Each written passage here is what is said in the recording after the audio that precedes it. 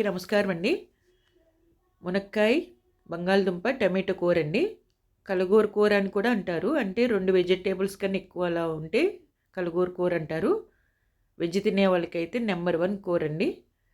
చాలా బాగుంటుంది. ఒక్కసారి ట్రై చేయండి. ప్రాసెస్కి వెళ్దాము.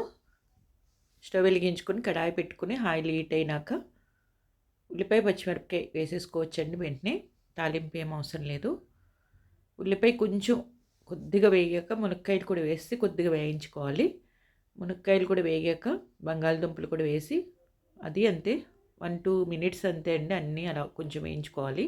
టమాటో కూడా వేసి కొద్దిగా వేగినాక అప్పుడు పసుపు, ఉప్పు, కారము, ధనియాల పొడి వేసుకుని ఒకసారి కలుపుకొని మూత పెట్టేసుకుంటే మనకి వెజిటేబుల్స్ నుంచి వాటర్ వచ్చి అదే ఉడుకుతూ ఉంటాయండి.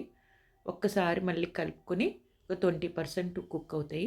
మనం ఎప్పుడైనా కూడా కూరల్లో హాట్ వాటర్ వేసుకోవాలండి. చల్లటి నీళ్ళు వేసుకుంటే టేస్ట్ మారిపోతుంది.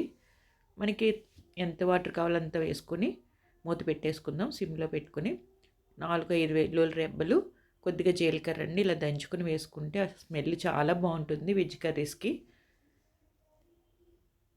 వేసుకుని మసాలాని ఒకసారి చూసుకుందాం అండి. ఇంకొంచెం ఉడకాలి. మళ్ళీ మూత పెట్టి ఉడికించుకుందాము. చూసారు కదా, కొంచెం చల్లారినాక కొంచెం దగ్గరికి వస్తుందండి. ఈ స్టేజ్లో కావాలంటే ఆపేసుకోవచ్చు, లేదంటే ఇంకొంచెం దగ్గరికి రానిచ్చుకోవచ్చు. మునక్కాయ ఇలా విడిలిపోయి ఉంటే ఉడికినట్టండి. కొద్దిగా కొత్తిమీర వేసేసుకుని దించేసుకుంటే అంతేనండి. నా వీడియోస్ కనుక నచ్చితే ఒక లైక్ అండి అండ్ సబ్స్క్రైబ్. థ్యాంక్ యూ అండి.